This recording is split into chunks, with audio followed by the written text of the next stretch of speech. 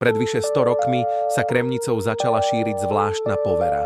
V čase, keď sa celé Československo zmietalo v kríze, miestni verili, že existuje spôsob, ako získať nekonečné bohatstvo. Hovorilo sa o zmokovi, tiež známy ako rarášok, čiernom kurati, ktoré sa vraj vyliahne len z vajíčka sliepky čiernej ako noc. Nie je to len obyčajný vták. Ak ho pekne poprosíte, splní vám akékoľvek prianie. Ale pozor, na konci si ako odmenu zoberie vašu dušu. Príbeh hovorí o manželoch Krížkovcoch. Žili skromne, chudobne, no jedného dňa zmizli z mapy a keď sa vrátili, zrazu mali všetko. Dom, šperky, peniaze. Každý im závidel. Ale netrvalo dlho a začali sa diať zvláštne veci. Krv na stenách, hlas v noci.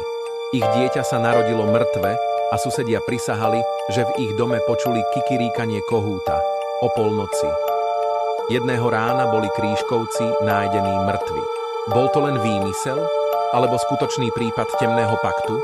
Dnes už nikto nevie. Ale starí Kremničania vravia jedno. Ak niekedy začujete tiché zakikiríkanie v noci, už je neskoro.